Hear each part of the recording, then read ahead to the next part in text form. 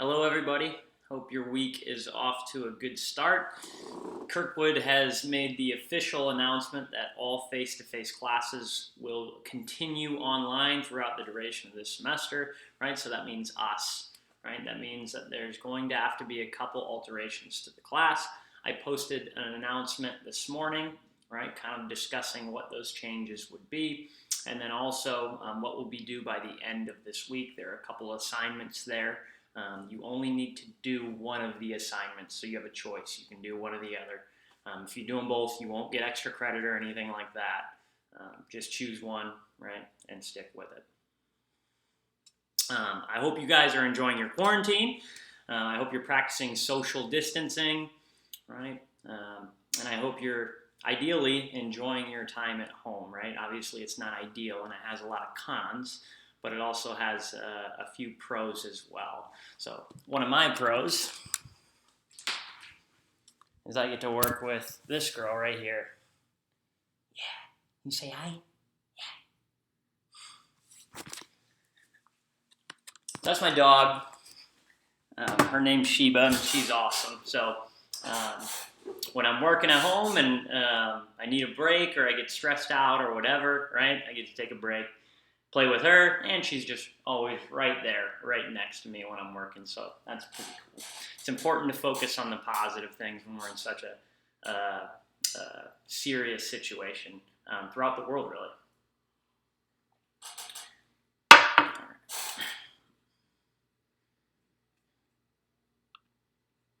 So, this week, we're going to continue talking about participating in groups and teams.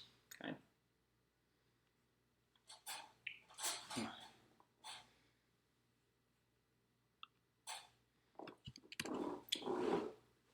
So, the first thing I want to cover is what is leadership. We're going to talk a little bit about leadership throughout this chapter. Leadership is an influence process that includes any behavior that helps to clarify a group's purpose or guide a group to achieve its goals. Right? So it's important to note that you do not have to be a leader to exhibit leadership. Okay? You don't have to be the group leader to exhibit some form of leadership. I shared with you guys last week, right, my senior assignment group when I was an undergraduate, and my buddy Nick Volkening, right, how he was maybe the best leader I had ever observed, right? And typically I was the leader of every group, right? But this particular group didn't need me to be a leader, right? It needed me to take more of a back seat, right? Now that's exhibiting leadership, right? So it's important to note you do not have to be a leader to exhibit leadership. All you have to do, right, is some action, right, that helps clarify a group's purpose or guide the group to achieve its goals, right? So me assuming a different role helped us achieve our goals more fully. So how do we identify a leader, right? So there's a few different ways. Unfortunately, the way that we most commonly identify a leader is just who assumes a leadership role, right? Who has the confidence to step up into a leadership role and act like a leader, right? Now, is this the best way to identify a leader? Probably not all the time, right? But this translates to the real world as well, right? When you think about somebody you want to follow, right, it's always somebody who's passionate and has the confidence to speak up, right? Imagine if you were in a job interview and I asked you, why should I hire you?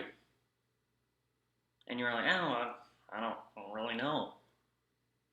And I wouldn't hire you, right? But if you had the confidence to speak up and be like, well, I'm very detail-oriented. I get along with people really well. I'll add energy into this place, right? I have fresh ideas, right? And you know exactly why they should hire you. I'm more likely to hire you, right? It's the same thing with a leader, right? If somebody is confident enough to simply assume that role, we're much more likely to follow them, right? As opposed to sitting back, right, and just seeing what happens, right? So a lot of times, we identify a leader by who assumes that role, right? One way you can assume that role is by communicating a group direction, Okay? What direction is the group going to go? The third way is, who does the group look to in times of uncertainty? When things are hard, right? When you don't necessarily see a way through what you're going through, right? When you're uncertain, who does the group look to? Right? That's big. Who brings calmness in the chaos? Right? That's really big when it comes to being a leader. Right? Anybody can be a leader when everything's going well and it's easy, right? And everybody's following along. But when stuff hits the fan, right?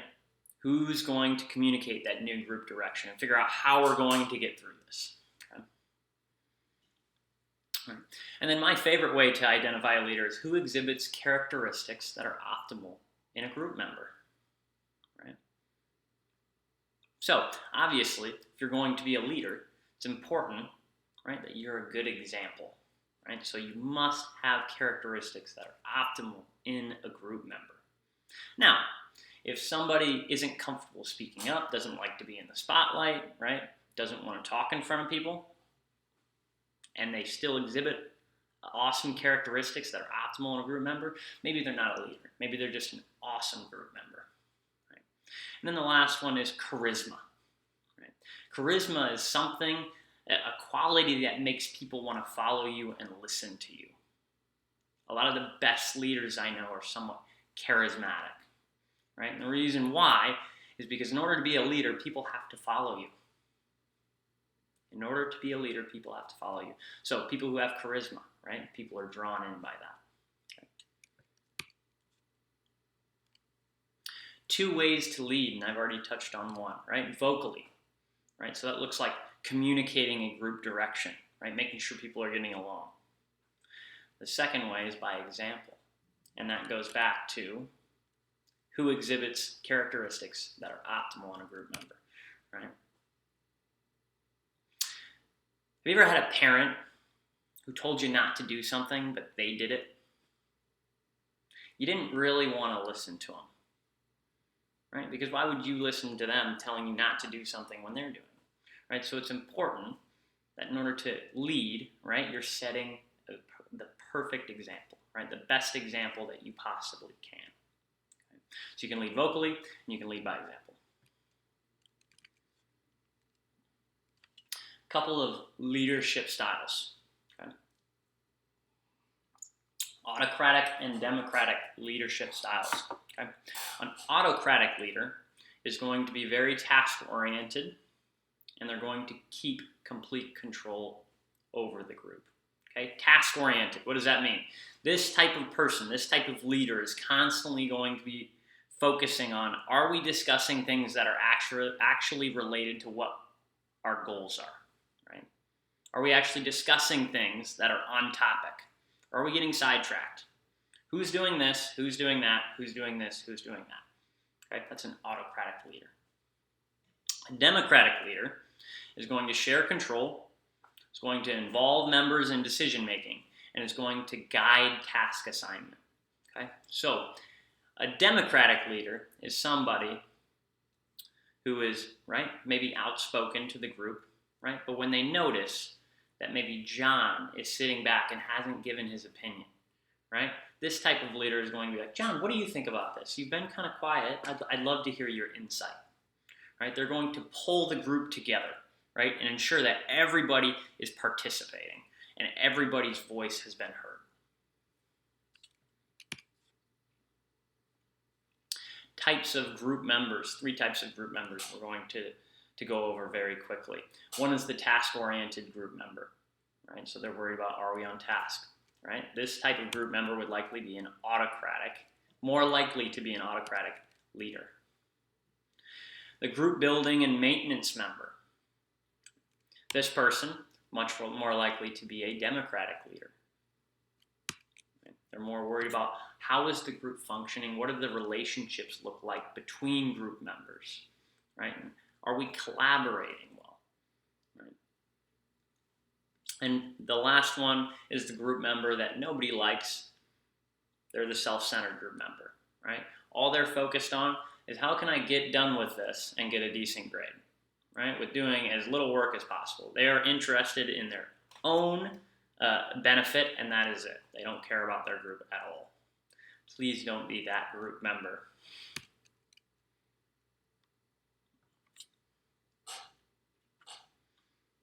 So, group and team building. A few things that you can do to better your group. Okay. The first one is assume a role that the group needs. Right? Again, my undergraduate senior assignment, right? I assumed a role that the group needed. Right? We didn't need two people vying for power over the group. Right? So I assumed the role that the group needed. The second is set tangible goals, right? Goals where you can be like, we hit that goal or we didn't hit that goal, right? It's very clear. Okay. Develop an action plan. An action plan is literally just a plan, right? A step-by-step of how you're going to actually reach your goals. Okay. So if I want to bench 250 pounds again, right? Bench press 250 pounds, right? An action plan would look like this. Well, I'm going to bench press 3 times a week. I'm going to do 5 sets of 10, and I'm going to increase the weight incrementally, right, until I get there. Right? So it tells me exactly how I'm going to reach that goal, right? A lot of people like to set goals. It's really important that we know how we're actually going to hit that goal, how we're going to reach that goal. Okay? I think it's important to note that it is rare that all group members participate equally. I think in the best groups, people do participate equally, right? The most high-functioning, successful groups, I think people participate equally. But, right, certain people are more comfortable speaking in front of a group. Certain people kind of fade to the back. And again, that group maintenance team member or democratic leader, right, is likely going to pull those people in. Right? Pull those people in. Make sure that they're giving their input as well. Okay? When it comes to group and team building, it's really important to voice your opinion and ensure that everyone around you has voiced their opinion. Right? But you don't want to over-voice your opinion, especially if you're going to be some sort of leader within the group. Right? The worst thing you can do is over-voice your opinion so strongly to where other group members are afraid to disagree with you. So, say your piece, right? Speak up, say what you think, and then let it be.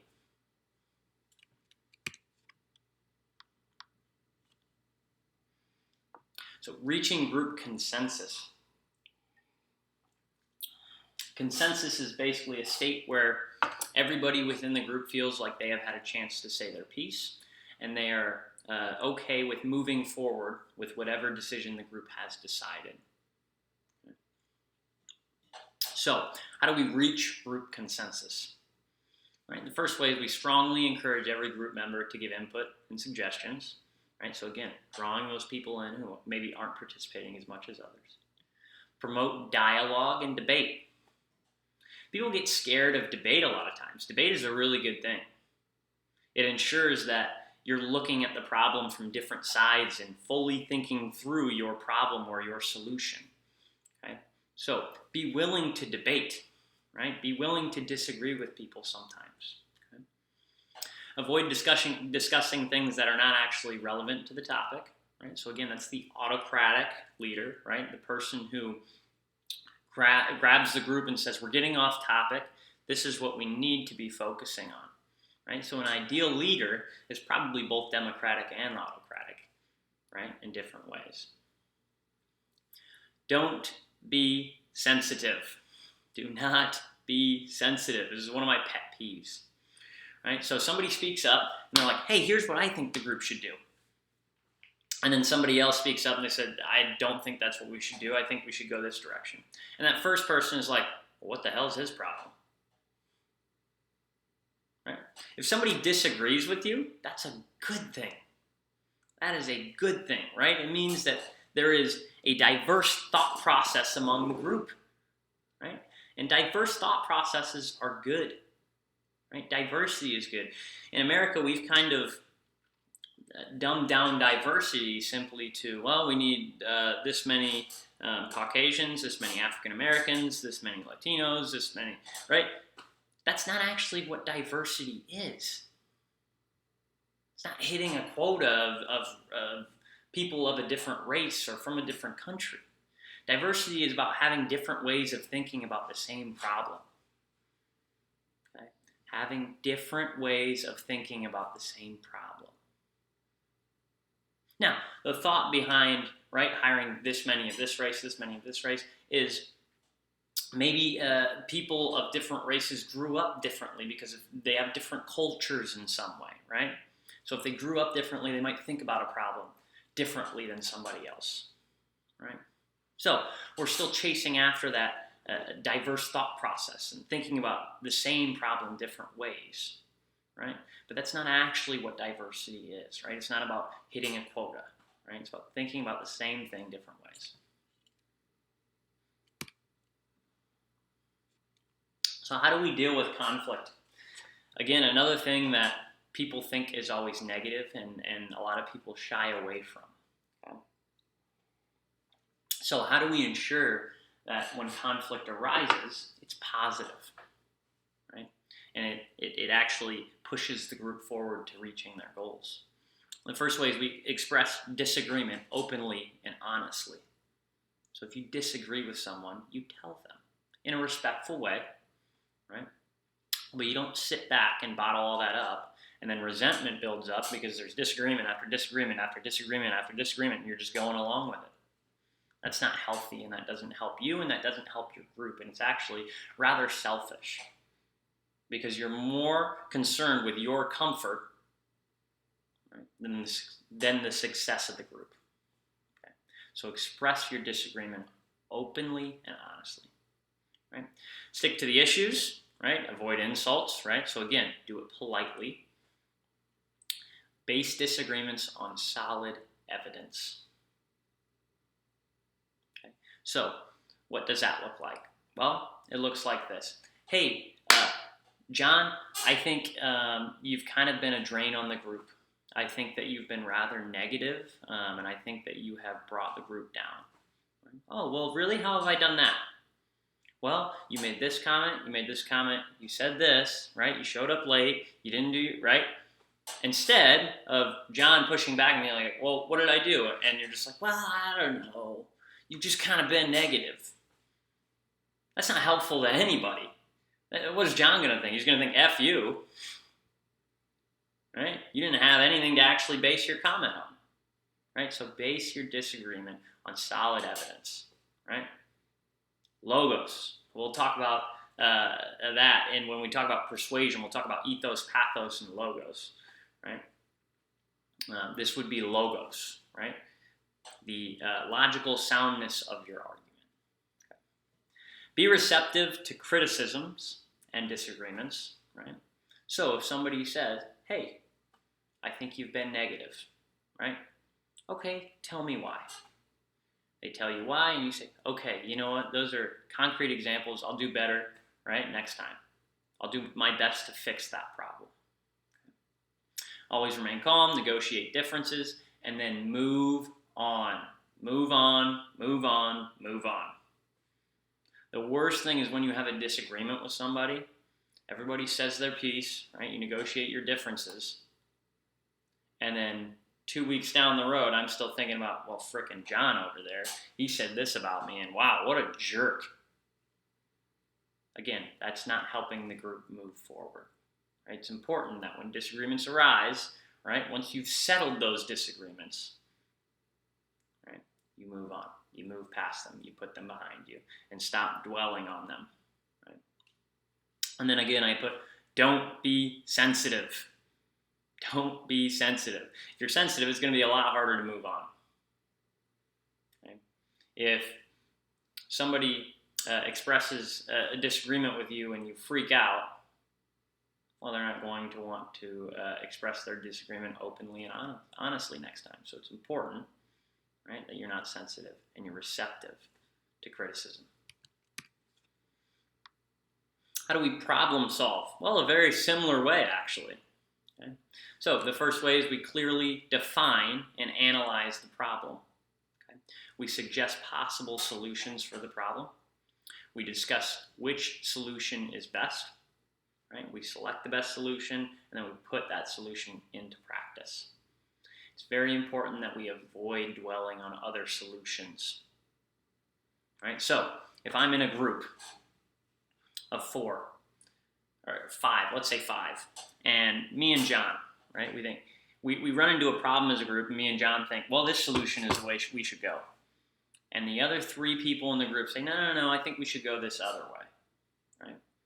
And we reach consensus. Everybody's said their piece, right? They've moved on, and they've gone, right, with that solution. Now, if in the future we run into a roadblock, right, the worst thing I can do is lean over to John and be like, hey, well, if they just would have gone with our solution back then, we never would have ran into this. Right? It creates a negative culture within the group. And again, you're not moving on. You're dwelling on the past, which actually isn't going to help your group. Right? It's important that you be present, right, and push forward from where your group is now instead of focusing on where you were last week or last month. Okay? So that's all I have for you guys for this week. Again, look at Talon. There's an announcement on there. Please discuss or choose one, right? Only one, not both, and get that in by Friday at 11:59 p.m. before then. Okay. Have a great rest of your week.